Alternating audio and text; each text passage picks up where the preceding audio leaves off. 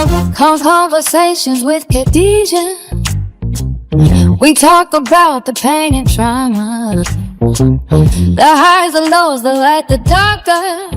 Our hearts align like stars in armor. No secrets left. All right. Well, first off, let me introduce. First of all, it's my first male guest, so I'm extremely excited. And I know you guys were waiting for this because I kept saying, "Oh, you're only gonna have women here." No. I'm always here to create the space for everyone. This is a very inclusive platform. So I want to introduce to you guys my first male guest, the man, the myth, the legend, Mr. Simon Busano, aka Fresh. How you doing? Good afternoon. Hey, good afternoon. How you feeling? I'm feeling amazing. Oh, beautiful. Hot weather, New York City. Yes. Knicks are champions. Yes, I saw your excitement surrounding that. I saw your I excitement feel surrounding like, that. You know, life is just amazing at this point. Good. So before we get started, right, I always ask my guests, right? I know you said you're feeling amazing overall, but coming into this space, having this conversation, what were you feeling aside from your overall feeling? What was your personal feelings about coming here today? I mean, for me, it was just more so intention. Okay. Whatever the conversation was, it was going to be intent. Okay. As for me, again, I am extremely excited because, like I said, it's Father's Day today as we're recording, and it's not the best time for me. So I was excited to have something to look forward to. That's my style. I love to have things to look forward to. So when we agreed on this date, I was like, wow, okay, so therefore, instead of me being on melancholy, because Father's Day is coming up, so on and so forth, let me start to focus my energy on this, right? And you guys will be proud of me because I did my homework and my research, and I know if you guys are a part of Fresh's fan base, which I think he has a huge one, right? I know that you've probably seen most of his other interviews. So when I was sitting around putting things together for the conversation, I said to myself, I want to leave here getting something from you that no other person that you sat down and spoke with got. So I'm going to ask some pretty intrusive questions with respect to, this is your personal life. So if there is some points where it's like, I don't want to go down that road, we will move around it, okay? So let's get started. Let's get started. I always Happy Father's Day to all the fathers too. Yes. Happy Father's Day. And when this gets released, we'll have something else to celebrate. But we'll talk about that in the end. Definitely. Okay. I know in watching so much of your interviews that you've had in the past that you said your dad is from Belize and your mom is from the South. Right? And then I also saw you say that you have moved through a couple of neighborhoods. So talk to me about the schools that you went to. I went to PS3. I went to the 3. Where's the 3? It's on Bedford and Jefferson. Oh, the Style. Yeah, in the Style. Okay. I went to PS3. Then I went to 262 for a year. Then I went back to PS3. Okay. I left PS3. Then I went to my mom's had moved. I went to 194. Then after 194, Shellbank, and then Paul Robeson. Oh, you went to Robe? Yeah, I went to Robe. Wow, shout out my cousin Tasha. You probably know my cousin Tasha and my cousin Noodles went to Robe. Yeah. Wow, well, you guys are probably around the same age, so you probably know them if you see I them. went to Robe. Okay. All right. I know about that. Because I saw you say, like I said, that. So I said, let me get what schools you went to in these neighborhoods. Yeah, Robe for sure was, that was a different one. That was a different one. Tell me about that experience. I mean, high school for me was just like a point in time where you look at what society is now. They're implementing everything that transpired while I was in high school. Okay. Like I went to high school. I was in high school from 03 to 07. So that time period in fashion and hip hop and pop culture was transitional with the fashion going from, like, you had artists like when I got to high school, 50 Cent. Okay. Right? He was popping. You had Usher, Confessions. Yes. Then you had reggae. You had Willie Bounce and all this other stuff. Then you had chicken noodle soup later on. Like it was so much things that transition. A lot of diversity. 106 in Park. Yes. TRL. Like the culture was being, like what we were seeing on a day-to-day basis was being seen now by the whole world to a degree, right?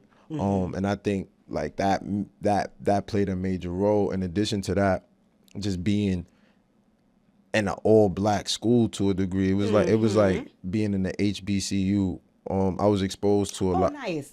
A good comparison. Yeah, A good comparison. I was exposed to a lot in high school through being in programs like the virtual enterprise, where I was like a VP. We had a virtual business. Oh, nice. And we had the ability through these programs. I went to games like Nick games, and I met players like Trevor Ariza and stuff like that. We was on the floor, like, so it was different experiences. We had the ability to make an ad. We was in an ad contest for underage teen drinking.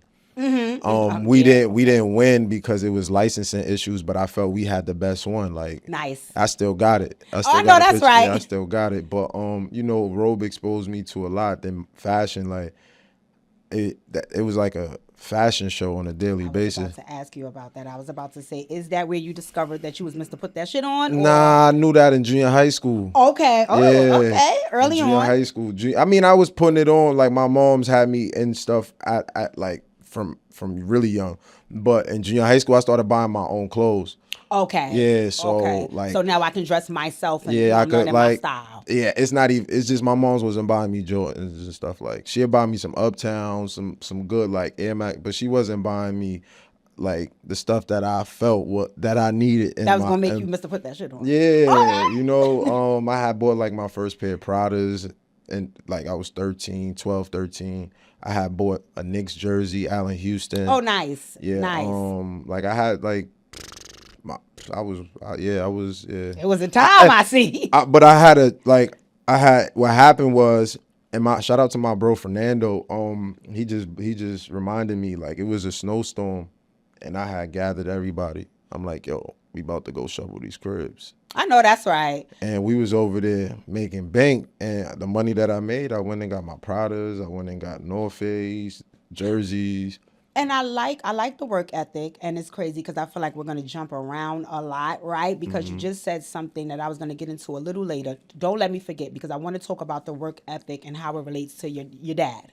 And my mom, too. Yes. I want to talk about those relationships in a minute. But I wanted to ask you, because something that I heard you say you were interested in that I haven't spoke to many young people about. Even when I was younger, I didn't hear many people speaking about it, which was skateboarding. Oh, yeah. Right? So what did that look like for you? When did that get started? Skateboarding, I was around individuals that, like, it was kind of different. Like, we was different the way we dressed, just like shopping in Soho, just being around different environments at young ages. And it was just like, it was the thing to do to a degree. Like, it was different from what everybody else was doing at that time. Like, I feel like, you had the shot dancers, you had everybody was doing different. I mean, I was always in dancing. I used to get crazy. Oh, okay. Okay. All right. It was more so like skating was just like it was like being a rebel to a degree. Like, freedom. And living outside the box. Yeah. And then it also introduced me to different styles. Yes. It introduced me to a whole new world. Like, just growing up and the people that I was skating with at that time, or just being around, I had the ability to be around a lot of prominent people right now. That's doing a lot of things in the fashion world or just in the world in general. And then sometimes too, when you're into those type of sports, right?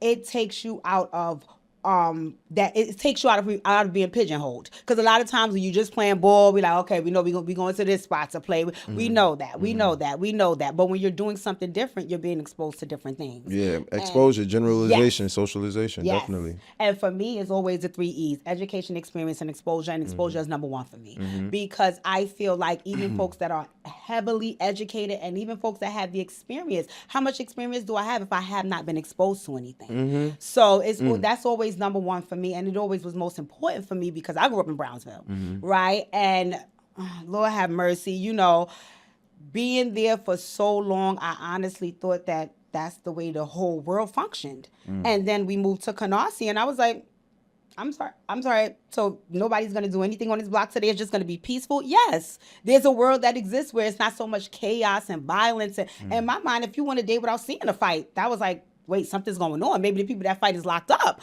because that was the norm. And then knowing that when you move outside of that, you can be exposed to a totally different lifestyle. So I was very shocked to hear when you brought it up. I was like, wow, I didn't know. And I also like the fact that you don't have an issue with diversifying, right? You will definitely try things, and because like you just said, I didn't know about the dancing piece. I didn't get that part in the other interviews. Nah, like Okay. growing up, like we danced. Like I grew up thinking Michael Jackson was my cousin. Like my mom's my mom's Okay. and my sister, and my brother, they told me I used to be wilding. Okay. We're gonna have to talk to mom and dad about this childhood. Hello. My mom's definitely like I was exposed to a lot. Like sleepaway camp, Boy Scouts, basketball teams, just I was exposed to a lot. Even college for kids. My mom was sending me to college for kids at Kingsborough when I was like a teenager. Like I was being exposed to a lot. So I think for me, like that is really what helped me, and then moving and traveling by myself at a young age, that exposed me to a lot. It's just, growing up in Brooklyn, like you said, like I think sometimes people are pigeonholed to their ideas of their community and their social group. And if they don't really leave those social groups and network outside of that, it's kind of that it kind of is detrimental to their overall growth, I believe. I could be wrong in certain instances. And if there is any growth, because I kid you not, I grew up in Brownsville for 18 years, and I honestly didn't feel like there was that was my ceiling, and that was so unfortunate, because getting outside of that, it was like, wow, this is a whole new world with all these new opportunities. And again, I've always been smart and articulate, so it was like you were going to stay playing small because you thought that was all that it was. I never forget when I first started working uptown. I was working on Broadway between 93rd and 94th, and I was telling one of my coworkers, I'm like, oh, my birthday is coming. So he's like, what are you gonna do? So I was like, no, I think we may just get some liquor and hang out. And he was like, you're not going on vacation? And I was like, no. He was like, wait, you're this excited about your birthday to just chill and drink? And I was like, no. He was like, no, you need to be going on vacation. Like, you need to be doing, and he put the thought in my head, like, wow, yeah, maybe I should start trying to do that. When again, that wasn't something that we was thinking about back then because of where we were, right? It was something else that I heard in one of your interviews. I was like, oh, I heard that Lomein wasn't your first clothing line. Yeah, so I had started something prior to it, but like I ain't really. So it was called Dirty Work, and like I had put it in Ziploc bags. I had a shirt called Live Fresh, Die Dirty, and then I had another shirt like that said Lusty. But the idea was just like at that point in time, how far can I go with this, right? Like the world wasn't as accepting as it is of drug use. And like it was something that if you did, it was like, a bad thing. Yeah, like it was kind of like you did it in a cut to a degree. Weed wasn't legal. So, walking around with Ziploc bags was going to put me in a whole, heap of issues. So I think for me, it was just like, all right, let me scratch that and then start something else. Okay, and we're going to talk a lot more about Lomein as we move forward. I wanted to ask you something that I heard you say that I was very intrigued by too, is you talked about your social capital, right? And I love the fact that you were saying, like, above anything else, I built relationships. Yeah. And it really triggers me when I hear folks talk about everything else but that, because for me, that is what, I haven't went in a job interview in 20 years just because of relationships I built where people would just come offer me positions. And that's just off the strength of the relationship I built. It had nothing to do with anything else. So I do find them very important, and I really, really appreciate you saying that out loud as a man. Oh, yeah. I think for me, ultimately, like maintaining and managing relationships is an ultimate tool. Amen. Right? Like, it's just like I can meet somebody today, or just in the sense of how I met you, right? Yes. You went to where Dumbo, we're no longer, like our store is no longer available in Dumbo, but I still have a lot of relationships in Dumbo, right? I'm going to tell you how that went. Yeah, so the individual contacted me to about you, and it was just like, all right, cool.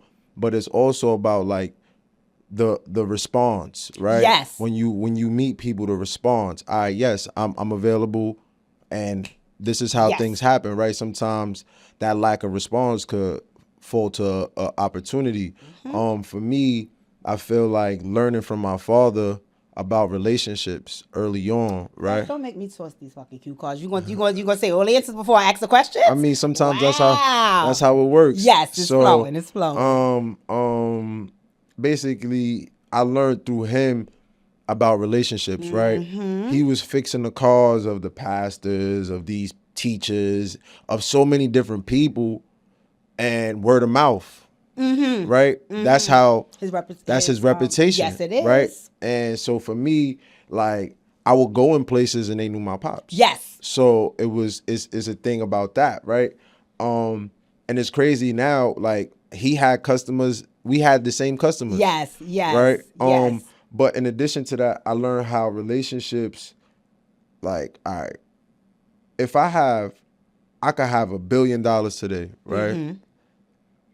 And if I don't have the right relationships, if I lose that $1 billion, it's going to really be hard for me to obtain or retain that money, right? Mm-hmm. But if I lose this $1 billion today and I have relationships out of this world, I'm going to be able to get back on my feet and obtain that money. I agree. Why? Because those people are going to garnish that income. Yes. Right? Yes. I don't see people as, I see people as people. I don't see people as like numbers or money, right? Mm-hmm. It's social capital. Mm-hmm. It's social, like the social network aspect, right? But it's social capital. I'm in your circle. What is our circle? What can we pool together? What resources we have together? How is this beneficial? Yes, right? And the reality is, if you can't be used, you're useless. Yes. Oh, you better say it. Right? And you better say it. And the idea also is like, you have the opportunity to either appreciate or take advantage. And it's not so much advantage you're going to have the ability to take, right? So these are the things with relationship, maintaining them, checking on people, right? Holidays come, Father's Day. I text all my guys in my phone, Happy Father's Day, right? Even people I may not speak to on a daily basis, but I'm just going to show appreciation, right? Yes. Because it's maintaining relationships. Yes. This is what it's really about.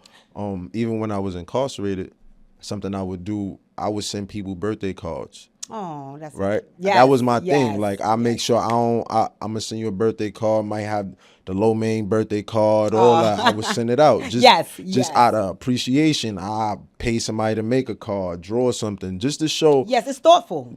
It's thoughtful. And then in those little moments and those little instances, that can mean everything to yes, somebody. it does. You know? Yes, it does. One of my favorite quotes is, "I don't remember days, I remember moments." Yeah. So yes, a lot of times, some people judge you off for those moments, though. Of course, Yeah. I'm queen of it, so I know how you think you got El Jefe. So we there cracking up laughing because Fresh is an extremely busy man. We know, and when we were communicating, and all, I respect people's time, right? In the sense that I'm doing you a favor, Khadijah, and I don't know you, right? So for me, I didn't want it to feel like, oh, you have to prioritize this. No, I'm asking you for something. It's either you're going to do it or you can't, right? So what I did love was that even at times when you couldn't immediately get back, when you did get back, it was the acknowledgement of, I'm not trying to be weird. I'm not trying to ignore you. I'm really genuinely doing something, but I'm here now. So, right? So I was like, oh, wow. So I started calling him the boss. I said, listen, we got to work on your schedule, El Jefe. So he was laughing. I wanted to talk to you because you pretty much answered my question. But I'm sorry. No, that's fine. That's perfect. I love the flow. I really, really, really, really was fascinated about you building such powerful relationships with other men outside of your blood relatives. And two of them that really stuck out for me was your barber, Marquise, and your really, really close friend, Tana. And I want to say something. Shout out Tana. I don't know him personally, but when I was trying to connect with you before I just showed up at the store, right? I asked a few people who I assume knew you personally. And one thing that I love is two people that I asked, right? They said, well, I don't know Fresh personally, but I know Tana. And they felt so comfortable with him, and they expressed he was such a nice guy that they didn't mind reaching out on my behalf to him to get to you. So I was like, wow, I like to hear, again, people's reputation when people speak so highly of a person, because that's your character. So talk to me about those two relationships and how important they are for you. Shout out to both of the brothers. Yes. Well, I like Marquise. He was popping mad junk on that interview. Marquise is golden. Well, for him, like me and him, like I was a young lad, right? I started going to him, I was like 12, 13. And like, he just was different. Like, he was cool in the sense of, he always was like trying to get me to do something like outside of what everybody else was doing. He like, So yo, he man, pushed you should rap. I'm like, man, I ain't no rapper. Like, like he was just like, yo, whatever, like whatever I was doing, he supported it for the most part. Yes. He like took me to different stores, and he was always into like quality, good fabrics. He always was up on the new gadgets and gadgets. Like that was just him. And like for him to be a short guy, like he had a big heart and big personality. And he treated individuals like it wasn't just me, it was other individuals in the neighborhood in which he like kind of took a liking to, that he seen something that he would try to, like kind of get us out of, harm's way in that capacity. So with him, it was just like, that's like my brother. Like that's not even like my brother, that is my brother, right? He supported me. He was like one of the first people to buy Lomein. Yes. And Yes. he really didn't like it, but he was just like, like my boy. God, Yes. I'ma support you. You feel me? Because it's you. Yes. And that, like what he instilled in me, like, and to this day, like we have conversations, and it's just like I introduced him to for one of his birthdays. I had got him a Bart Cooper painting, and now he has a relationship with Bart Cooper. Oh, nice. Right? Nice. Like he introduced me, like he bought me a Basquiat book. And, Nice. and I have a tattoo of Basquiat, right? Like we introduce each other to like cultural capital. Yes. Right? Oh, say it again. And he's say it again. cultural capital. And he's one of Amen. them individuals, like he's big on like cultural capital, right? And he's big on social capital, right? Like I could say this. I legit got the same barber as Colin Kaepernick, right? Oh, okay. Okay. So it's like he's one of them people, like he has a lot of people in a lot of spaces, and he's a therapist because he's a barber. He sits there just listening to people all day, but in the same capacity, sometimes it's therapy for him where he could talk to people that he genuinely love. While like for me to sit in a chair, he could just be like, he could get some weight off of his shoulder. Yes. But he always influenced me and pushed me to do what I feel is best for me and overall my people.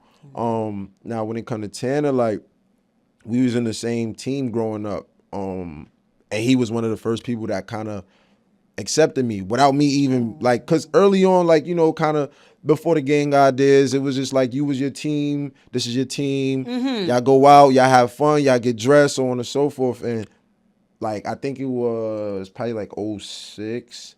We had went to, I think it was the high school PSAL game at Madison Square Garden. So that used to be like, the fashion show. Like that was the spot. That was like the Players Ball. Okay. So, we Liddy again. Yeah, so we all went out, and then like at that time, like I said, I was a skater. I had on Babe. I had glasses with no lens. I had designs in my head. I had a snapback.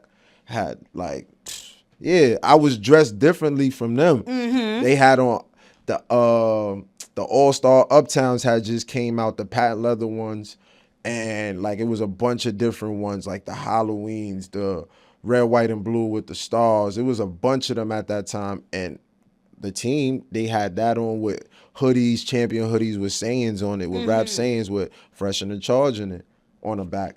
And I'm this dude dressed like Pharrell, like a skater, like different from everybody. So he looked at, he had on a biker jacket. He just looked at me, and we was on the train going back. Like he was just like, yo, you down? Did like, that, yeah. So from then on, like me and bro just locked in, and ultimately, like it's so ill because like we literally like got a relative. Like my little sister is his cousin. Oh wow. Wow, look at God. So wow. that's like that's really ill. That's really I'm fam like, now. that's really family. You feel me? So yes. But in addition to that, like he just been always him. Like he don't really move with the crowd. Like he, if you in the wrong and he feel away, he gonna express himself. He's a visionary as well. His vision is like insane. Like he got an eye and an ear for certain things, but also like I feel like he had a brand with one of our other friends prior to me saying, yo, pull up. Yes, yes. And he always had that passion for fashion, just like me, and we always out. So it was just like, yo, bro, like let's rock. Yes. And then he, like I said, like he was in the other room of doing things and living life and making money, and I kind of showed him another way to like, yo, listen, this is how, you feel me? And then now, while I was incarcerated and he was doing it, he exposed a whole younger generation to it. Because there's a lot of people that don't know me, but they know about Lomein. You know, like, and he exposed a lot of people, changed a lot of people's lives, changing them from making money in a certain way to having the ability to selling Lomein. Like, it was a point in time, like he was giving people packs of Lomein, like how individuals give people packs of weed. So, and that mindset, like, he helped people show, like, yo, you can hustle. There's different ways to hustle. So, and that's just him. Now he, you know, he doing his thing and he's living his life. And we speak every day. Like, we both excited that the Knicks won. Like, we never thought like it would happen. You feel me? Like, it's funny. Prior to my incarceration, we was watching the Knicks. Like, we watched the Knicks at the game. I mean, not at the game, at the bar, and they was in the playoffs. And he'd say, yo, bro, I swear, once you got locked up, I like stopped watching the Knicks. Wow. And that was your thing. And he's like, yo, like, you know, a couple years before you came home, you know, I started watching them, but now, like, look at where they at. Like, look at, like, and it's just like the victory. Come on now. Yeah, but it's really New York, like, you know, really underdog aspect. And we all underdogs, from my barber to Tanner, shout out Marquise, Tanner, myself, like, we just all underdogs and top dogs. Yeah, I mean, in a sense, yeah, but it's just, even when you a top dog, like, the Knicks is a perfect example. Like, they just won a chip and people still don't believe. So, like, you could be a top dog, but somebody else gonna still feel like you not that one. But this is the thing that I realized a long time ago in life, like, and people around me, my community, like, regardless of what people may think, is what you think. It is.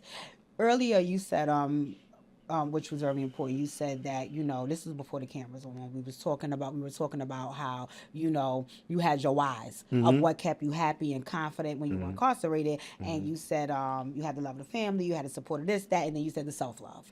Right? And I have been doing this work for a very long time because I'm trying to convince folks that that's all that really matters.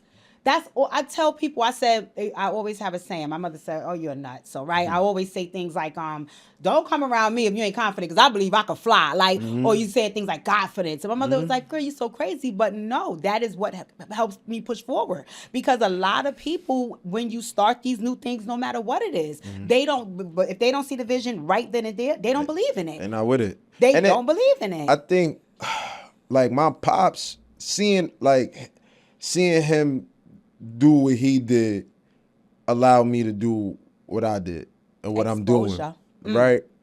My why, like, so I wrote my senior project. I know, my bad. Fresh. You asked me a question. You asked me a question. I knew when the leg went up, he was gonna give me problems. Yeah, I'm like, go ahead. So I wrote my senior project on Kanye, right? I know. So Kanye always said, well, he said that, like, anybody that's a fan of Kanye is just a fan of themselves. Okay. Right? Like, ultimately, what he is saying in his words and what he is instilling in people is the belief in themselves. Ultimately. And he's showing you that because he has the belief in himself. Like, I tell a lot of people this, like, Kanye is probably one of the first black white people. Right? Because he's a black man that moves as, like, with the confidence to be able to move like with the goal to say whatever and do, you know, in that capacity. I agree with that. So, like, this is just what we see, right? Like, it's like, oh, nah, we not supposed to say that. What? I'm saying it. I don't like what? Exactly. I agree with that. I don't care. You understand? I agree with that. So, my why was my family, right? But it was also myself, right? I always believed in myself. Amen. I never stopped believing in myself, regardless of if other people stopped believing in me. I never did. I think for me, that may be, like, some people might see it as arrogance, but it wasn't, because I feel like I'm a humble being in the capacity where I don't have to be, but I am because I understand life. And just knowing that I don't really have to say too much, I'll let others say it. Like that works perfectly fine for me. But the why more so is family. Yes, amen. Family. And the importance of, Family. Family, man. My whole being, when I leave here, my whole being is centered on that, Yeah, right? family. My parents' kids are incredibly close. We're incredibly close with our cousins, and Mm-hmm. it is important. It's very important. So I could definitely respect that. And I wonder, so I know I heard you say, and correct me if I'm wrong, that your mom and your dad weren't together, but both involved in your life. Yeah. So it's almost like still having a 2-parent household. Yeah. You don't literally live here, but I'm seeing you as much as I see my mom. Like, yeah, I of course, like, it was a time period, me and my pops, like, I ain't really, like, it was, it's times, but for the most part, for the most part, my pops was in my life. You feel me? Even in some form of capacity, he was there, whether it was by influence or being around, or me going to his house. Like, he had a house in East New York. East. On Okay. Cleveland and New Lot. So Okay. I used to be over there, and I would do my thing over there. Okay. Yeah, I was car wash, cutting grass, whatever I had to do to get some cash. Yes. So yeah. And I love all of the things that you chose when you were younger to make money, because we know there were other options. But like you said, it also comes from the influence. See, I think also too, like, this generation is different, because when I was younger, like, they wasn't giving kids no drugs really. Like, you couldn't buy weed when you was a young kid. They wasn't doing that. They kind of looked like you bugging, you wilding. Nowadays, a little bit different. I think in those days, I think also, like I said, media, like before the cameras came on, there's a lot of things that, well, no, I said it earlier, but there's a lot of things that our generation grew up on that's different from this generation. TV plays a major role. The things that on TV we grew up on. I grew up on shows like 101. Okay. Cosby show, right, like world. Cosby. Family-oriented shows. That Prince taught of Bel-Air. lessons in the show. In the show, like, and it was black. Like, yes. It was people that you could relate to. And I think now when we look at media, it's different, right? Where you got Love and Hip Hop and Baddies. The perspective of black family is kind of like diminished. Yes. Right. Yes. And like me growing up, the idea of like we had the capability to do a lot. Right. And it's not to say that we don't have those capabilities, but we're not seeing it on a daily basis. No. Not to say that even people watch TV as much as they used to, because they on their phone more than that. So I think it's, Also, that value system is not glorified. That's the other thing that I've seen, right? But why would it be glorified if it's not profitable? Yeah, that something has to shift, though. Something has to shift, because what's happening is, and in all fairness, again, I'm with young people every day, right? And trying to convince them to continue with school and get a trade, or continue with school and get an education, right? It's hard when they're telling you, if I go to the Baddies audition and I actually get on the show, I can make however much money per episode. And, so trying to build the correlation is like, oh, God, I get it, but... So, like you said, this is what you so my job as a caseworker, right? I engage in conversation with the clients, right? And during group sessions, and sometimes we might have a client say, he want to sell crack, right? And I'll break it down to him with like, yo, bro, you could go buy a whole watermelon, right? $25-$30, and you could probably make $150 off of that, right? Bust it down. He said, yeah, but I go buy a gram of crack, and I can make $130 off of that. And I'm just like, but you putting yourself at risk, right? But they see it as it's easier when it's all actuality is really not. It's not. But if you have, like, see me having people like Marquise, my father, other entrepreneurs and people that did for self, I see the different route, as opposed to, this is what experience and exposure, right? These are the differences. Like, I grew up around this. So, like, for me is an evident, like, to make those choices and decisions, right? Like that's just kind of what it is. And I try to use my social capital or my experiences to show, other than, like, I'm selling clothes, right? Before this, like we talking about a shirt with the idea.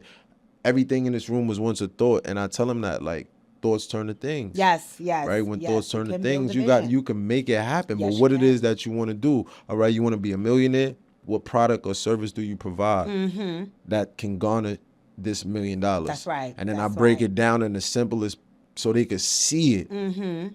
If they don't see it, it's kind of hard to obtain because it's just then an idea. Yeah, and it's a daily struggle because, like we talked about earlier, I'm with you with getting young people to believe in a vision. I have a graduate on your birthday this Friday that I cried so hard when she told me she passed the test because again, like you said, it was all a thought and then it came into fruition, right? But it's also like we talked about the exposure. You're going back home, and someone doesn't see the vision, and they're constantly browbeating you with that. So we can go on a tangent. But all right, let me get back. Right, let's go into. Congratulations to that graduate Yes, as well. Tiny. Her name is Tiny. I would Congratulations, definitely Tiny. post Salute. her everywhere. She's a young mom, a beautiful young lady, and she did it. Yeah, And she did it. I am congratulations. incredibly proud of her. I don't want to start crying on this podcast. So, let's talk about what got you incarcerated. Altercation. Okay. So I would just leave it at altercation. Just being in the space. Like honestly and truthfully, like when I look at what led me to incarceration, it was just responsibilities, accountability. Being in a place where I ain't really supposed to be. Yeah, exactly. Let So it out. it's just like I appreciate everything that transpired in my life. Every adversity, every mishap. Talk to me about hearing the verdict because that always is like, Jesus oh, Christ. yes. I would say for me, it was more so about my family. Like in those I love moments, the family. Wow. yeah, in those moments, I was just thinking about my family. Like, damn, like, and that's what I said when the jury came back. I was like, damn, the judge was like, you can't really curse in here, but I just didn't believe it. But I just was really in those moments thinking about my family, like, and also it was just like. I was in disbelief. Like, I ain't gonna lie, my first couple months, I was kind of like in a fog. So until like I started reading and functioning a little bit better, I had to I had put it together. Yeah, cause it's like it's like until you go through it, you really can't explain it. Like me talking to my clients and trying to get them to divert and go into another lane. If they ain't experience it, it's kind of hard for me to talk to them about it. Likewise. Because it's like, yo, bro, you don't want to do that. So don't do that. Yes. And for me, excuse me, I had older individuals tell me, cop out, bro. Bugging, don't go to trial, cop out. And I'm like, bro, they like, I don't care if you ain't do it or you did it, whatever, cop out. Cop out. Don't play with them people. And for me, my spirit, like, I don't know, my ancestors, one of them, they just was like a runaway or somebody. Like, I just couldn't accept it. I was like, nah, no. That's right. And I went with that. But yeah. Let me say I saw something very symbolic that I was like, wow, because like you, I can tell you dates, times, the song that was playing, how my hair was styled that day. And one of the things that I heard you say was that the day you got the verdict, and then 3 years later to the date, something else. And then, I really found that fascinating. I was like, wow. Yeah. So, Yeah. talk to me about, because I don't know. All right, so that date is for you, but So I blew trial. I lost that trial on my brother's birthday, which is May 16th. It was May 16th, 2013. I lost that trial. And then I got sentenced on my niece's birthday, which is June 3rd, right? So 3 years later to the date of my brother's, to the date I lost that trial, May 16th, I had my direct appeal hearing. Okay. On that same day. Wow. Look at God. Wow.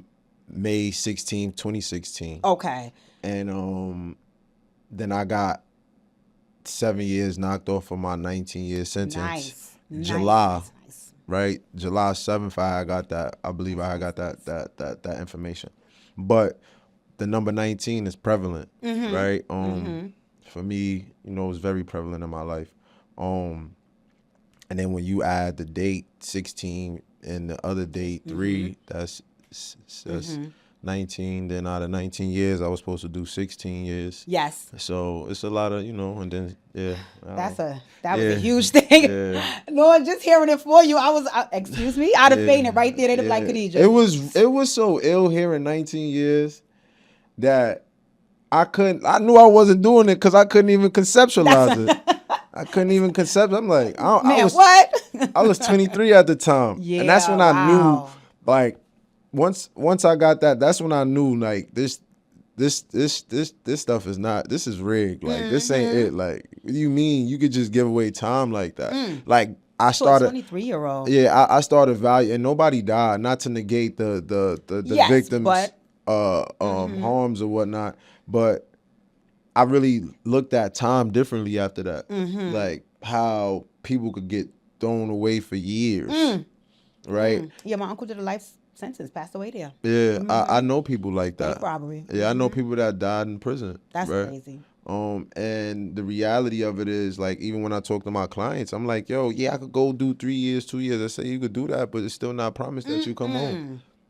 Right? And anything could happen in them situations, right? And it's not, I wouldn't say it's nowhere for anyone to be, right? I'm not one of those people, but I will say a lot of people don't deserve to be in prison. Some people deserve rehab. Some people deserve a mental institution. You know, some people deserve therapy. You know, most people, you know, a lot of people in there are hurt. A lot of people in there are uneducated. You know, a lot of people have trauma. Yeah, got a lot of trauma. Like, you know, trauma. And it's easy to say, oh, that doesn't matter, but until you understand people's triggers or what put people in certain situations, you'll never know.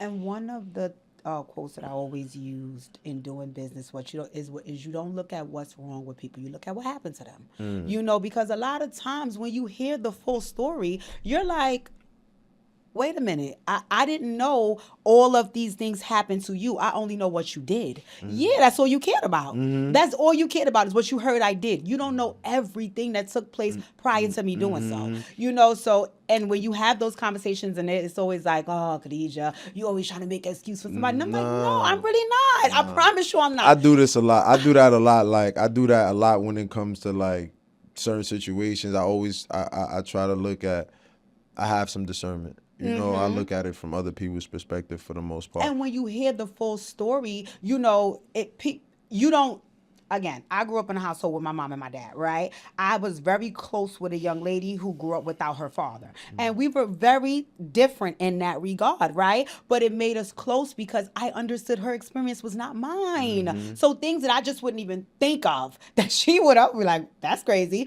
But again, I understand that our level of thinking is totally different. No one's above, no one's below. It's just different. There's experiences, right? And I think that too, like, plays a major role in people's perspective nowadays. They don't, like, that experience is not really taken into account, right? Because that's a form of education. That's not really seen as a graded, you know, where you could utilize it in the classroom. It's crazy because that's what I'm arguing. Well, not really arguing, because me and my principal are extremely close, so he gets it, right? It's just he's not the only one. I said, you guys are not hiring enough folks with lived experience. You keep hiring people with degrees. I'm not mad at nobody who went back to school. That's beautiful, right? But they don't have the lived experience. So you have somebody sitting here with a doctorate that needs somebody's assistance who just has a GED, but that person has the lived experience. And it's troublesome because you're not servicing people properly if you don't understand what they're going through and how to help them transition through it. I think that's why, to a degree, I do what I do, right? Likewise.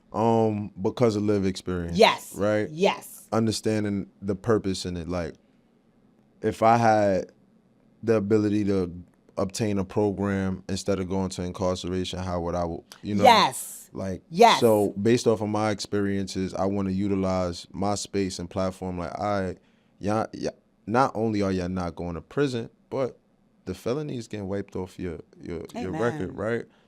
you could do a lot with that. You want to carry guns? Go be a cop. Amen. Go, go to the military. Like it's so many opportunities that you have that is afforded to you that's not afforded to a lot of other people. So appreciate your opportunity, right? And I think a lot of the times, us as people, like our opportunities, like you got to take advantage of them, because especially as Black people, like with opportunities, you got to take them. They're not really given too tough. That's right. Right. And trying to put ourselves in predicaments where we could also provide them. Yeah, because we got to pool our resources together. Like we got to really build communities. We live in neighborhoods. We don't live in communities. Say it again. Yeah, we just neighbors in the hood. We don't communicate in our unity. So I agree. And it's so crazy because even growing up in the projects, my household was nothing like what was going on outside. Right? So it was like, this is crazy, because in my house, we like the fucking Care Bears in there, like everybody's in love and sweet and nice and beautiful. And when you get outside, you say something wrong, your head getting slapped off. I was not used to physical violence. Don't touch me. Like, to me, that was like so mortifying to be like, wait a minute. So you say something, I disagree, and then I get slapped. Like, how does this work? Because in my house, we're able to have a voice, but again, it's not the same. It's not the same. And once you understand that, you kind of have to position yourself to either be predator or be prey at that point. Yeah. But let me ask, because I heard you say on it's so cute, he has a podcast, Conversations with Rel. I said, that's not easy. But I heard you talk about the books you've read, right? Which was a number of books. So if you could share just 3 of them that you think every Black man should have read, please, so these people Every can Black know. man should have read. Yes, or needs to read. Damn, that's a lot you put on me. Just 3, Because just 3. I'll just say it depends on where they at in life, but one book I will recommend is Between the World and Me, Ta-Nehisi Coates. Okay. That's one of my favorite authors, or my favorite author. The second, I would say,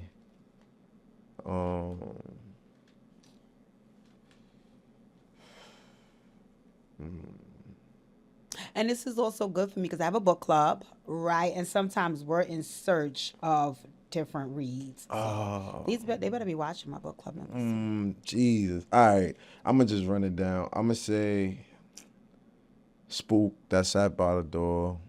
I've heard of this. Yeah. I've never read it. I've heard of it. And another book, Jesus. The Richest Man in Babylon. And I'll make sure to add these books to the description of this video so you guys can have it, because I think that it sounds like they're must reads, and for purpose. Yeah. And for purpose. It's more books though, like, From Superman to Man by J. Rogers. There's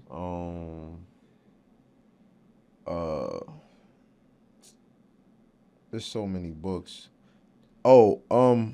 Master Plan too. I forgot about the brother name, but it's called Master Plan. That's for a lot of people that's incarcerated. If you know somebody that's incarcerated, I forgot the name of the book. Master Plan.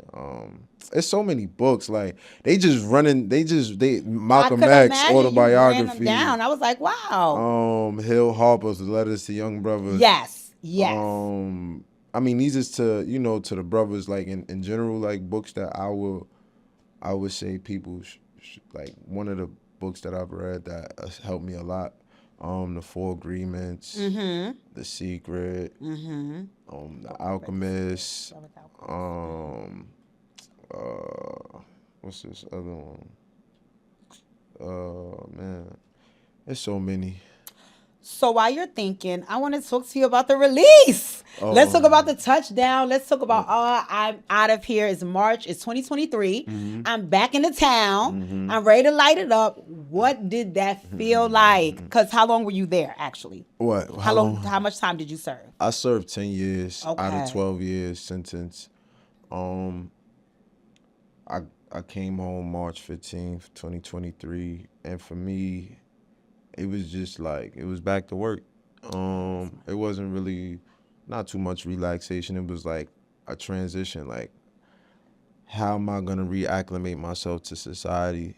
How am I going to manage my relationships because they're different now, right? It's a lot of people who I knew before that I know now, but they aren't the same people that I knew. And the Especially relationship, after a decade. the relationship and the dynamic of the relationships change, right? The way that people communicate is different. The experiences people have been through have gone to them to change. So for me, it was just like really doing a lot of reflecting, assessing, Okay. but also how and what is people doing or what are they not doing that I could capitalize off of. And at that time, I was just working, literally reaching out to people, just back outside. Then the summertime came and I had these buckets, and you had the Jay-Z joint at at the library. Yes. Oh, Then nice. Yes. you had Tompkins, Tama popping, and I was just outside setting up shop everywhere. Okay. I was thinking Yeah, I was outside. in the streets. Yeah, I was in the streets. Okay. He said, yeah, I was I in the streets. Okay, talk to me about, because I'm pretty sure there was some rebranding for the Lomein Collection when you came home. Nah, not really. Oh, okay. It wasn't really too much rebranding because I actually came home to stuff that I had created while I was incarcerated. Oh, nice. So nice. like Tana had a bunch of clothes that I had produced while I was incarcerated. So I had the ability to just come home, make some new stuff, but also have some stuff that I had put together and I could see it and, get my ones and twos up because I had to get, like I said, reacclimated to society, getting in tune with people because people change. Of course, the time communication, change. like the communicational base of people is different nowadays. So you had to somebody I might, yeah. You know what it is too, I Yeah. think, and I this might be, I don't know if it's my gift or my curse, right? I don't really think people value human connection, and I think I may value it. It's like a lot for me. So a lot of times when people don't connect, right, or don't have the desire to, I notice that I struggle. Like what's happening here? Because I think when you make those connections, then that's how the relationships become valuable. But then I think about what you was talking about before earlier is like once you get to know them, if they allow you in and you understand what they went through, you kind of probably understand why they don't really You're right. value You are right. relationships. You are right. Some I people, agree. a lot of people are hurt. I agree. And And- and I cannot stress trauma enough because And I think it get glossed over a lot, and we tied up into cool sayings and things of that nature and songs, but a lot of it does stem from trauma. and you would be shocked at what people are traumatized about, right? Like my dad passed away, right? I don't have trauma surrounding that. I love my father. I miss him dearly. Shout out to him for Father's Day in heaven, but that didn't traumatize me. Whereas I know folks who couldn't even move forward because of the passing of their dad. Yeah. So, it looks different for everybody. Yeah, I mean, I have friends like that, and I send my love to them, but also in the same capacity, I just, I try to say things like, you got to live for them. Yes, of course. Of course. you got to live for That's them. why I do everything that I do. I have a tattoo. Like I spoke to you about prior to, like, the idea of prior you had to call or go visit them or whatever the case may be. Now, like, whenever you feel or you get to tap into a memory. That's right. So now it's on call. Now it's like on auto. Yes. Yes. I agree with that. And a lot of it, I'm not gonna lie, you express more in this sense with them in the spirit, right? Than I ever did, when he was here in the present. Let me ask, because from what I heard, you went to Art Basel. Yeah. Yes, 2024 and 2025. Yeah. Folks who do not know, right? Art Basel is North America's largest and most prestigious international contemporary art fair. So talk to me about that, especially you being an artist. Yeah, well, look, we got a smiling, all right? 2025 was that was last year, right? Yeah, 2025 Yes. was a movie. I ain't gonna lie. 2024 was cool. It was a nice introduction. 2025, I had took some clothes out there. I tapped into some people. It was really, really beautiful. Like, it was, and it wasn't, and to me, it wasn't this time. It wasn't really too much about the art, right? like in the art and in certain capacities, it was more about like community. Like, because you seen people's community, like I was seeing people that I knew in certain realms, and I'm like, damn, like you out here? They're like, yeah, you out here. And it's just like, we out here. Nice. But it felt like, I felt like it, like to a degree, I felt like a kid, like, not a kid, but when I was a teen or a young Gotta adult, cherish and things we that used to go to Memorial Weekend, Miami Memorial Weekend. It felt like it had that, but like an adult version with like art. Yes, and you have to cherish the moments and the places and the people that bring that out of you. Oh yeah, You well, know, I that's love a Miami. beautiful Anybody that thing. know me, they know I love Miami. I know. I love Miami. Oh, that's I love a good thing. I love water. I love being. I'm a Cancer, so anything about water. Yes. Yeah. But I love Miami. Yes. I love Miami. How often do you go back to Belize? Since I've been home, I've been to Belize twice. Nice. I want to go every month. Oh, okay. Yeah, God I is want good. to. I want to go every Sure. month. But my family, we doing things in which that could garnish and assist that right now. But I love Belize. I've been to Belize. I was in Belize more so when I was younger. I had went prior to my incarceration. Last time I had went was '07 when I had graduated from high school. Yes. I had went to Belize that summer for like 2-3 weeks, me and my sister. But yeah, I love Belize, man. We was just in Belize in April. Nice. Yeah, I think Nice. yeah, April. Matter of fact, I was just in Belize. They April. said it's an excellent vacation spot. It's a so- beautiful. Oh, I Listen, have to tap go in. there. Give me some time. Some announcements. Some Airbnbs and Belize. Okay, we'll be coming down the pipe. Yeah, Okay. be available. Okay, well, keep me posted because I usually do the DHB Day tour for my birthday, and it's vacations always included. So please keep me posted Yeah, because I'll it's on my definitely list. keep you posted. Okay. Okay, so like I said, your reputation precedes you, Fresh. I heard so many positive things about you, right? Everybody that knows you knows that you're a very positive person. You're a try to very be. welcoming person. You're a very considerate and compassionate person. You're a very hardworking person. So that's a beautiful thing, right? But I would be remiss and cursed out if I did not go here. So we have to ask about the lover boy Lomein. Like, we have to get into this. Is there a lady Fresh? Are there some little freshies running around that you keep it's a secret? It's no little freshies what's running. going on? I got a dog. Okay. Yeah, I got a dog. Shout out to my dog. He got kids on the way. Oh, okay. Yeah, okay. shout So out for to now, Deuce. you got some little grands over there. Yeah, None I of your got own grand yet. puppies. Yeah, Okay. that's it. As far as relationships, nah, not like I got life, right? And nah, for real. Like, Okay. for real. Like, You got things to do? Nah, yeah, it's not that I got things to do. It's just more so like I appreciate peace, right? Okay. And for me, like since I've been home, like my idea when I first got out, I didn't really want to be in the streets, right? I wanted a relationship so I could build. Like, I knew I got a mission, and I knew when I got out, I couldn't just like be ripping and running the streets because that's going to derail me from where my goal. my ultimate goal. So that didn't work. They didn't work. So since like none of the situations had worked out for me, I kind of just been like just in my zone, like. So let me get this straight for the ladies, right? Are you listen. trying to say that you abandoned the idea of dating now? No, I didn't abandon it. No, hell no. Okay. I didn't abandon it. Oh, hell no. Okay. Nah, hell no. I didn't Okay. abandon it. It's just more so like It's not a priority? I don't think Ooh. it's a priority because I'm 30. I'm about to be 37. I don't got kids yet, so it's a priority. I just think more so like understanding what I need to get together. It's things that I got to get together. I got to work on. Because it's not like the things that the relationships that I was in prior to just were bad or didn't go good because of the person. There was a lot dealing with me as well. So like because of being incarcerated for those many years, I am kind of okay by myself. Okay.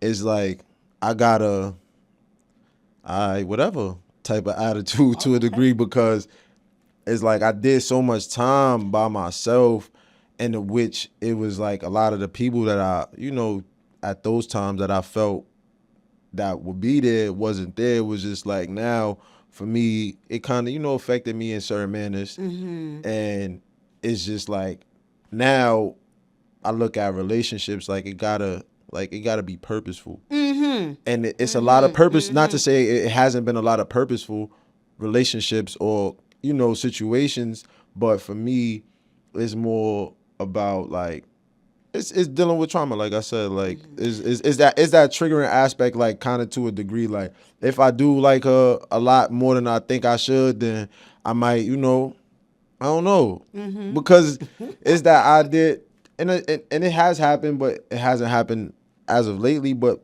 it's that idea of like, they all could dip.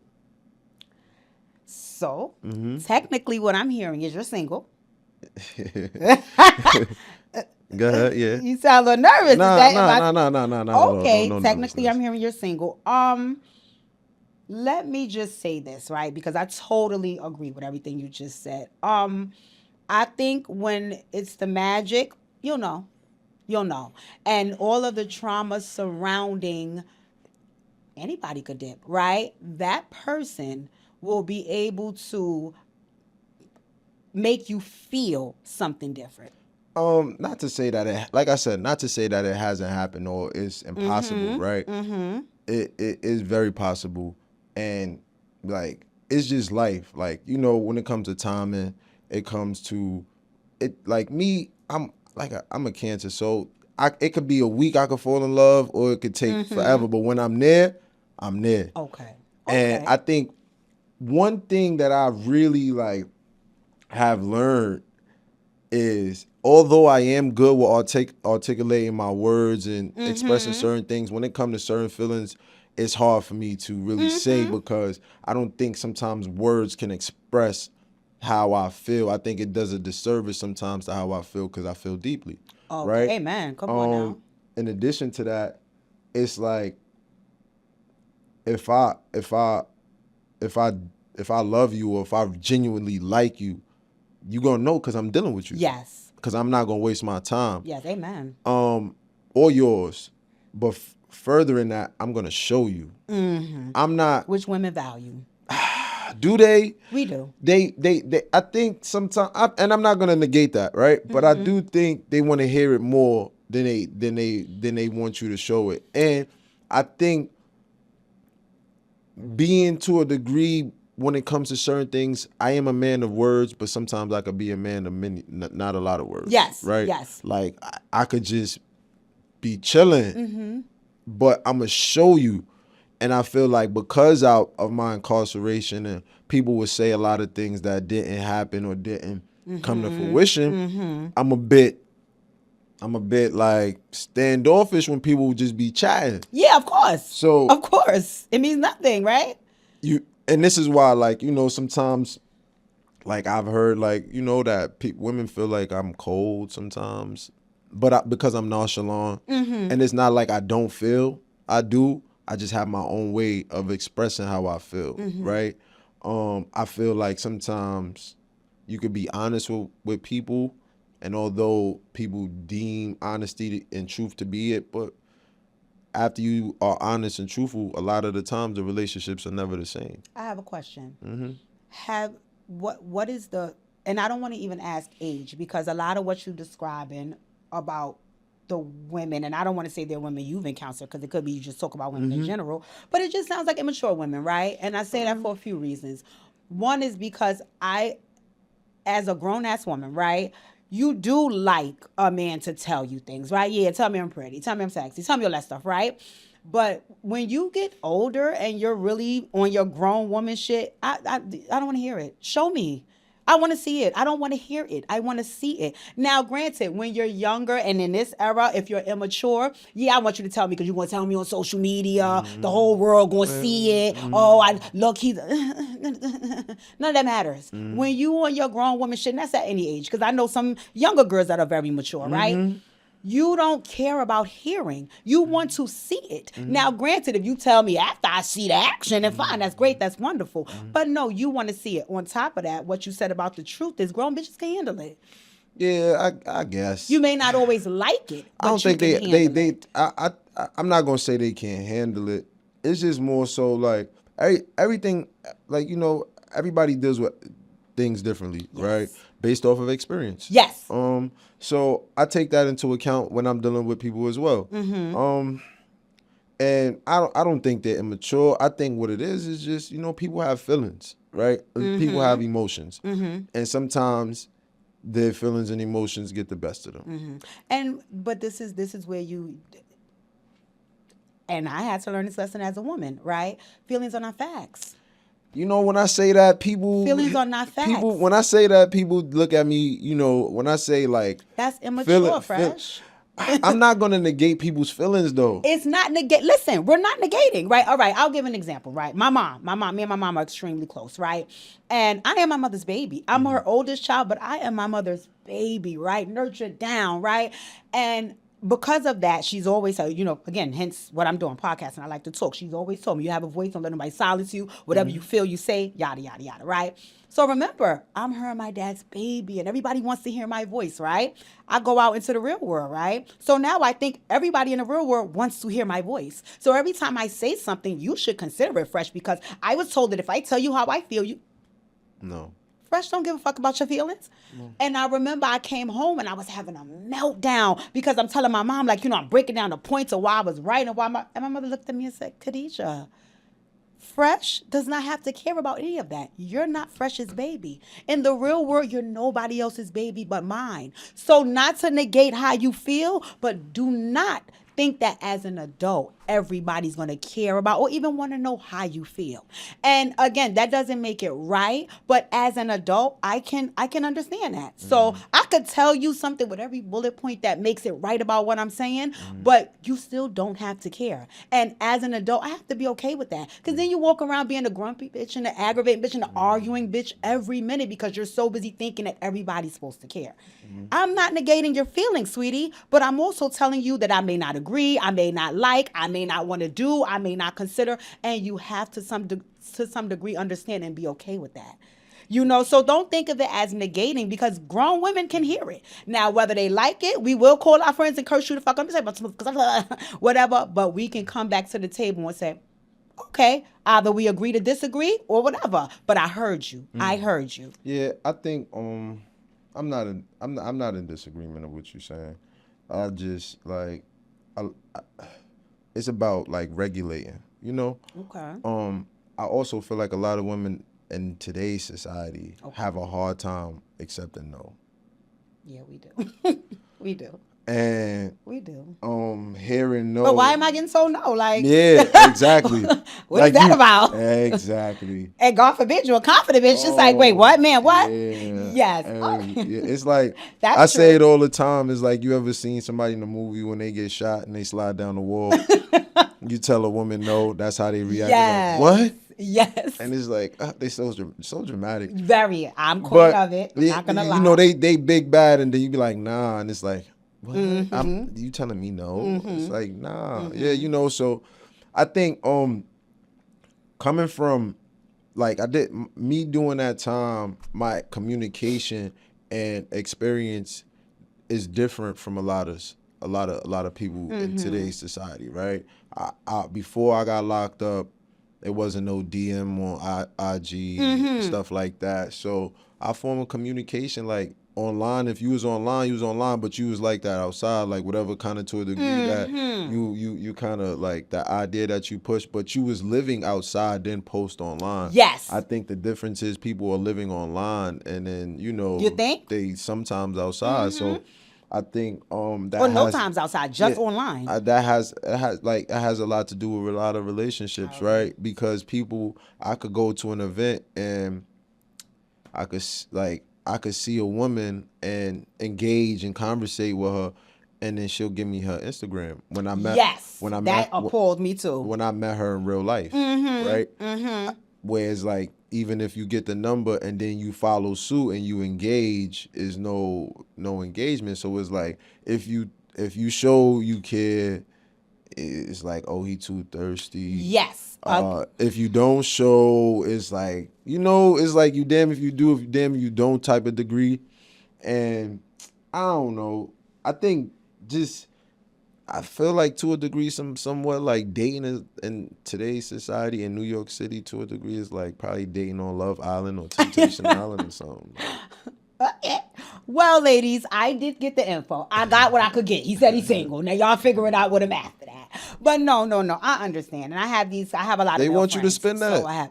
They don't want you to converse. They don't want to talk. I mean, not to say a lot of them. Fresh, but that's Not to say a lot of them. And no, it's true because listen. But and I don't care. got friends, I know. You can spend it. That's not a problem. But it's just more about engagement. Like It is. It's And more about building. conversation. That's not real. Yeah. That's not real. Why you think that so many marriages fall apart so quickly and you lose people? So you just automatically, after one thing is not going right, it's over. My mom and my dad was together until my dad's heart stopped beating.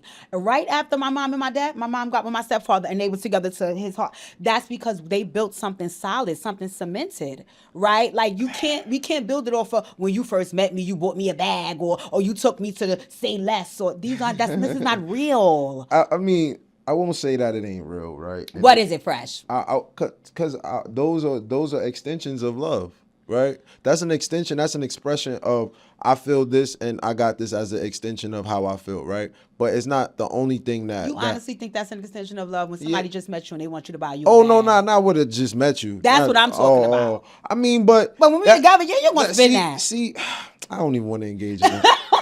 I'm not. Oh, ladies, I stumped them. I got them. No, it was because it's deeper than that. Like I think it's just it's not even about that. Like if she wants you to spend that money when she first meets you, I just personally feel like she don't like you. No. So it's just like, and she doesn't understand the value in building. Yeah. Like if I or the value of money. Yes, yeah, you better say. Listen, But that's like you why. said, But nah. we could But be here real all talk. night. But real talk. That's why she talking to the scammers and Yes, the boosters. So yes, I respect that. yes. You talking to the ones that will engage in that that's going to behavior. engage in that behavior. That's So I right. respect that. That's like right. if that's what they're going to do, that's what they're going to do. Yes, and for me, right, I asked you, so I'll just share myself. I love love. I love love. I love everything about love. I grew up in a household with love. So I'm getting married. Let's be clear. Congratulations. He isn't here yet, but when he gets Oh, here, she's manifesting. Yes. So my goal is this, right? My goal is my boo gonna see me. He gonna see me, right? And he gonna physically be in love with me, right? But he gonna be a smart man, so he gonna be like, nah, I can't just go off the physical. I gotta get to know her first because the bitch could be crazy. She's just cute, right? So then he's gonna, come around and we're gonna build a friendship, and then eventually he gonna go to God, and God gonna be like, that's her. Okay. That's her. That's her. And he's not going to be no scary man. He's going to say, that's her. Let me go get her. Right? And when he come get me, okay, God, pray about him. This him. Let's rock and roll. Right? Okay. And we're going to That's a live lot of happy ever after. manifestation. I'm not, all of this other stuff that these people get on with, I'm not getting on with none of that. I'm an adult, so it doesn't work for me. So I hear everything you're saying. And then also, too, one of the things I heard you say was, I'm outside. I'm not outside. Oh, So that's why a lot of times this stuff to me, I kind of get annoyed when I'm talking to people because I'm like, this is not real. Like, well, but if you outside, this is also what you see. It is real. Yes, it is real. Wow. It is real. Cause like I've been home 3 years, right? And initially, my friends was telling me, yo, don't get in no relationship. You don't need to be in no relationship. Okay. You need to get it out your system. And it's not like I'm like, I'll get what out my system. Yeah. I'm trying to get money. Like, Yeah. chasing is not going to get me where I need to go. But ultimately, like, since I've been home, like, I would say from last summer, I would say it was probably like my first summer really like fake outside. 'Cause Okay. I wasn't talking to nobody last summer. I wasn't in no relationship. So Okay. And they outside. Were they at Fresh? They Okay. outside. They outside. Okay. Listen, they at all these events, all these festivals, they outside. But it's just like, if you're not building nothing real, like respectfully, like yeah, the bags, the trips, the dinner. The Like grand if we sitting at dinner and you ain't saying nothing, we ain't engaging in no, like, where's that? Yeah, you got food, but where's the mental food? Where's the spiritual food? Like, if I'm getting this money and it all go bad for me, like, where you gonna be? Like, how are you gonna have the ability to make it or withstand? Or, these are the things that I'm thinking about at this day and age. Yes. At this time, because I'm 37. I was about to say, I'm you're a not grown 20. man. I'm not 27. Right. So That's right. it's like, yeah, that sound cool.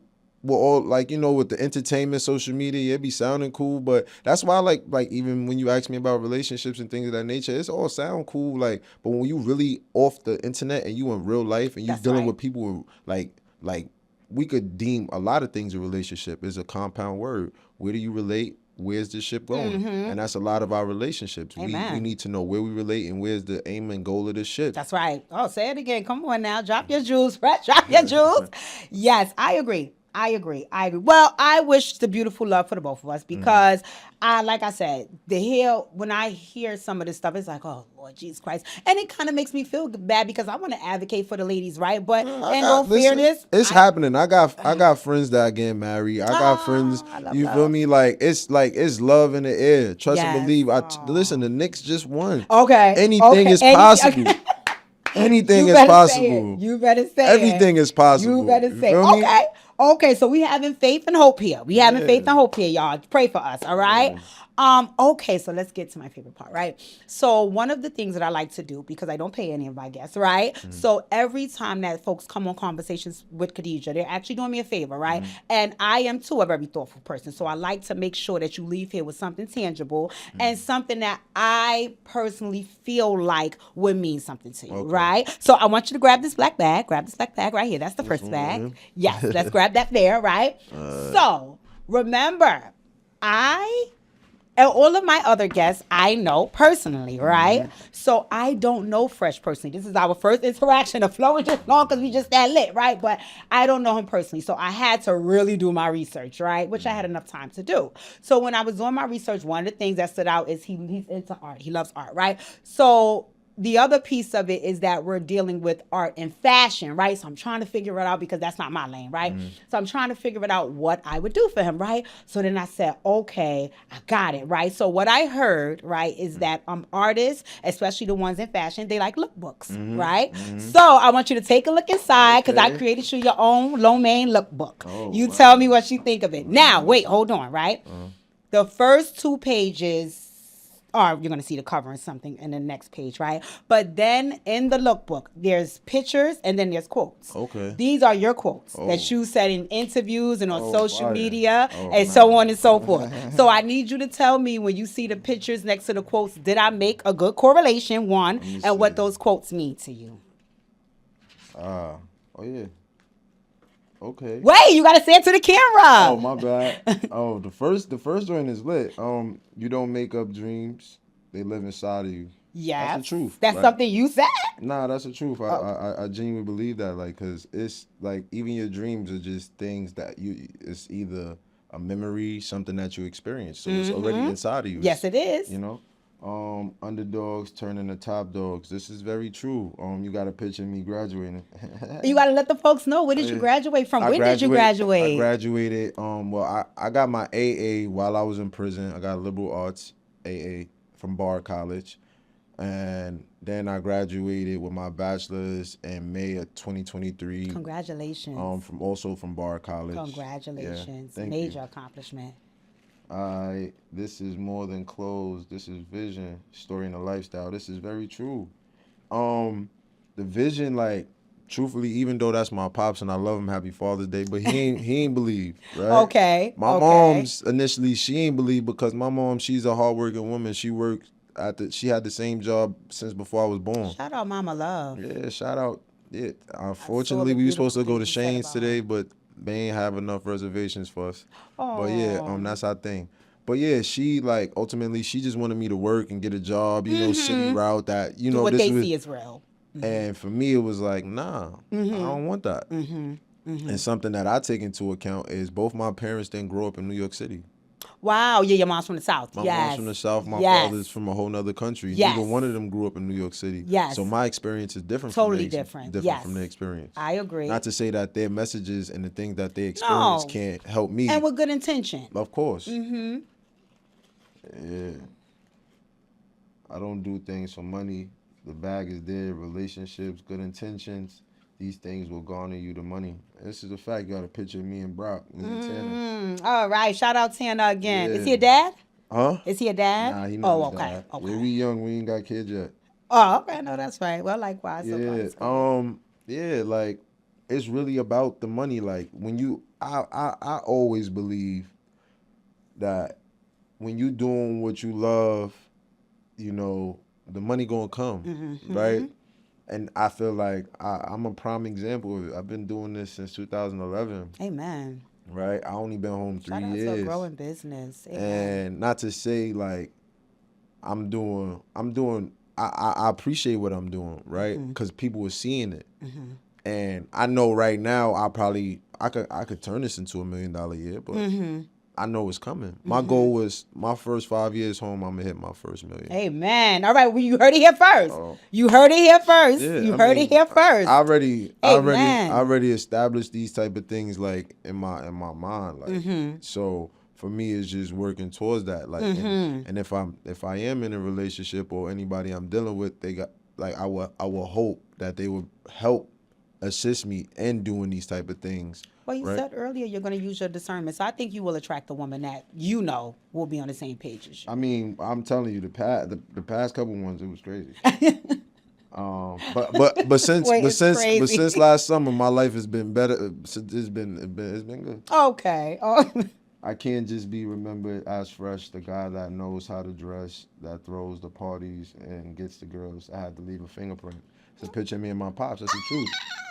Shout out to your dad. Happy Father's Day. It's Mr. Simon Sr., right? Happy Father's Day, Mr. Simon. Yeah, we had a long conversation this morning. It was probably one of the longest ones we had. Wow. Look at that full circle moment. Yeah, he was just talking about planning. How I need to plan better. I'm queen planner. I'm not gonna lie. And he was just talking about my overall life. Nice. Right? Just planning, right? Because if, like I said, like, you know, in relationships, you find out where you relate and you find out where that ship is going. Yes. Right? I'm going to have to use that. I love that. It's the same idea as far as planning, right? Because it's like a GPS, right?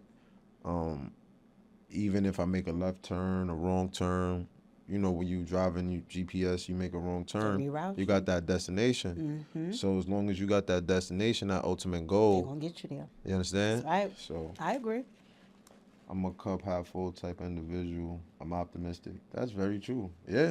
That's what you said. That's life, man. You got it. Like I'm with you. I'm not one of those, like, I be around pessimistic people and it's not like it bothers me, but it kind of like, I was in prison and I was positive. That's right. So for me, it's like, I don't be caring what, not to say I don't care what people go through, but it's like, what are you complaining about? Forward. Like, you have opportunity to, like, not to say unless you're dealing with grief, right?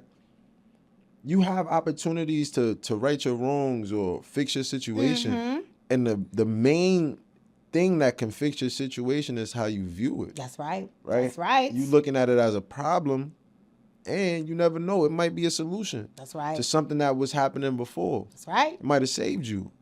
Do you know that we trigger pessimistic people, though? Even though if they don't trigger us, we trigger them. Oh, yeah. I'm pretty sure. I know that. I get it all the time. I used to get it a lot when I was in prison. Imagine being positive around the people, you know, right. that's mad all day. Yes. And finding more reasons to be mad. Yes. Yes. I can't be around somebody that doesn't want nothing. Hold on. I can't be around somebody that doesn't want nothing. I can't be around somebody that doesn't have nothing. Yeah, that's major. Because it's like, if you don't want nothing, you ain't gonna want nothing from me. But if you don't got nothing, yes, we could get it. Get something. Yes, I agree. You feel me? But if you don't want nothing, I agree. Oh, that's you taking the conscious. You making a conscious decision to say that I don't want nothing. You know, we live in a city that's lawless to a degree, and at any given moment, anything can happen. This is very true. You could get rich real quick.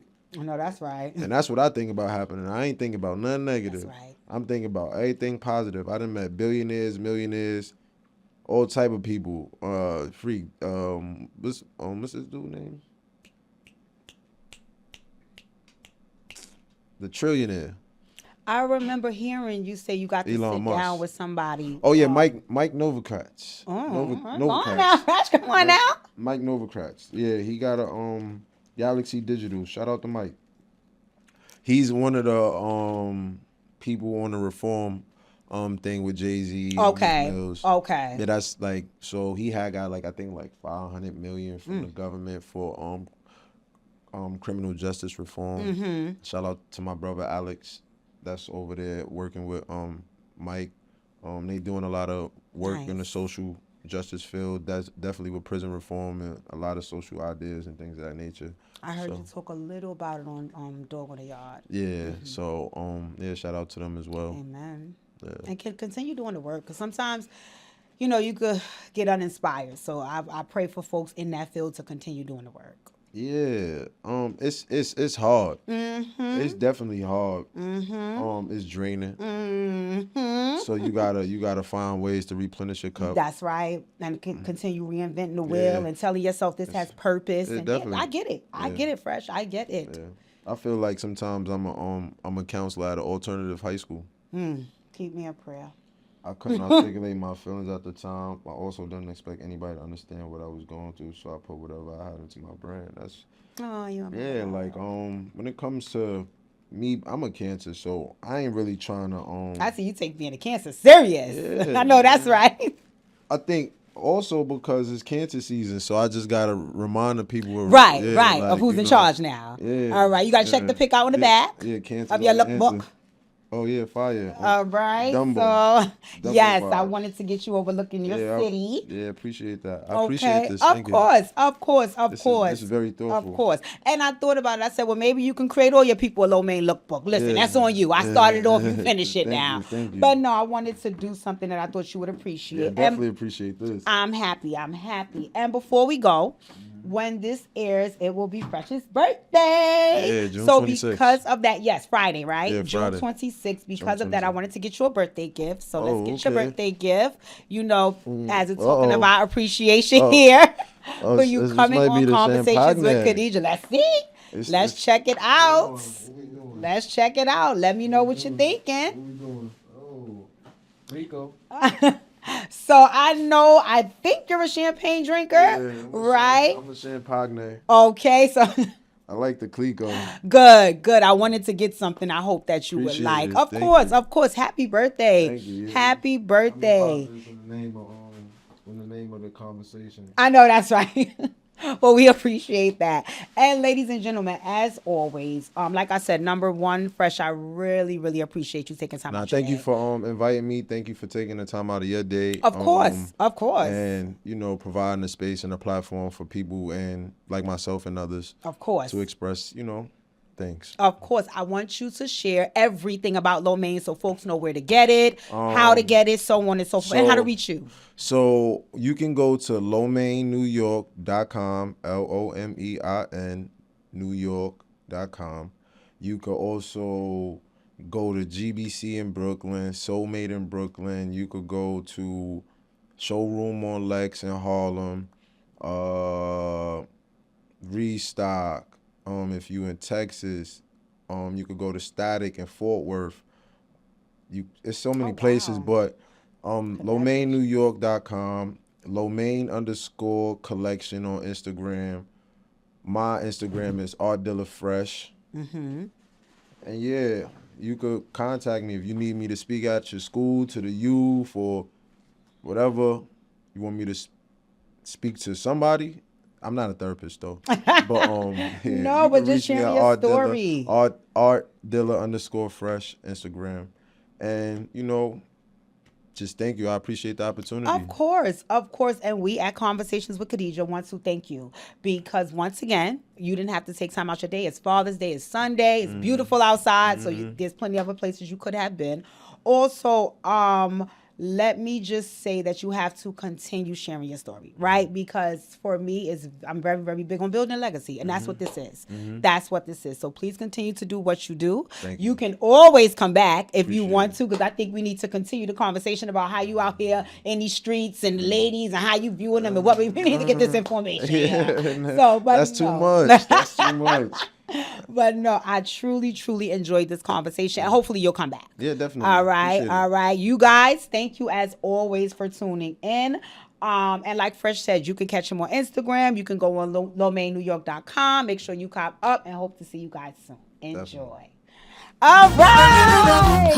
CALMversations with Khadijah.